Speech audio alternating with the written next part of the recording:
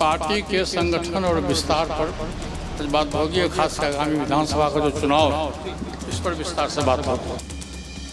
साल 2024 में हुए लोकसभा चुनाव में हाशिए पर रहने वाले रालोजपा यानी कि राष्ट्रीय लोक जनशक्ति पार्टी के अध्यक्ष पशुपति पारस 2025 के बिहार विधानसभा चुनाव में अपनी ताकत दिखाने जा रहे हैं। लोकसभा चुनाव में एनडीए से टिकट नहीं मिलने और फिर बाद में पार्टी कार्यालय खाली करने को लेकर चर्चा में रहे पशुपति पारस ने विधानसभा चुनाव के लिए तैयारी शुरू कर दी है। आज आरएलजेपी की सभी प्रकोष्ठ और पार्टी के विंग की राज्य कमेटी की बैठक पटना स्थित कार्यालय में होने जा रही है।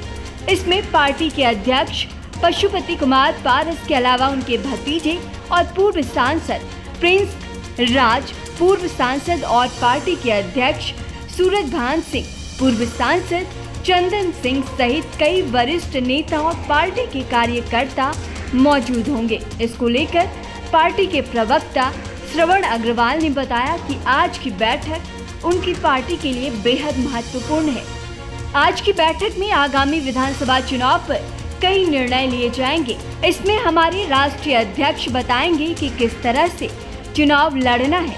हम लोग फिलहाल सभी 243 सीटों पर तैयारी करेंगे और इसकी चर्चा आज की इस बैठक में हो जाएगी।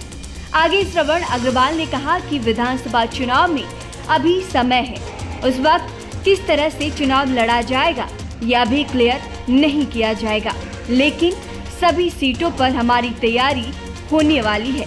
खास ध्यान ये भी दिया गया है कि किसी के खिलाफ बयानबाजी नहीं होगी, सिर्फ अपनी पार्टी को बढ़ाने की बात होगी।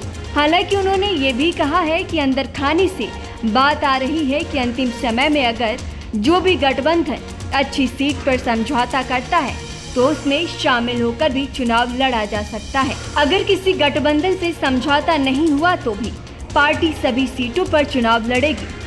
श्रवण अग्रवाल ने बताया कि लोकसभा चुनाव में अंतिम समय में एनडीए के शीर्ष नेतृत्व ने अपना निर्णय बताया था और इस वजह से हम लोग की तैयारी पूरी नहीं हो सकी थी तो चुनाव नहीं लड़ पाए थे, लेकिन बिहार विधानसभा चुनाव में हम लोग मौका नहीं छोड़ने वाले हैं। ऐसे में पार्टी की ओर से इस तैयारी को लेकर बिहार में सियासी पारा चढ़ गया है। बता दें कि लोकसभा चुनाव के बाद से ही पशुपति पारस अलग थलग पड़ गए हैं। हाल ही में बिहार सरकार ने उनकी पार्टी के दफ्तर को भी लोजपा के नाम पर आवंटित कर दिया था, जिसके विरोध में पारस ने कोर्ट का दरवाजा खटखटाया था। लोकसभा चुनाव के दौरान पशुपति कुमार पारस की पार्टी को एनडीए में जगह नहीं मिली थी। उनकी जगह उनके भतीजे चिराग पासवान की पार्टी लोजपा को एनडीए में 5 सीटें दी गई थी। पार्टी के संगठन और विस्तार पर बात होगी, खासकर आगामी विधानसभा का जो चुनाव है इस पर विस्तार से बात होगी। न्यूज नेशन अब व्हाट्सएप पर खबरों की ताजा अपडेट के लिए न्यूज नेशन के इस क्यूआर कोड को स्कैन करें।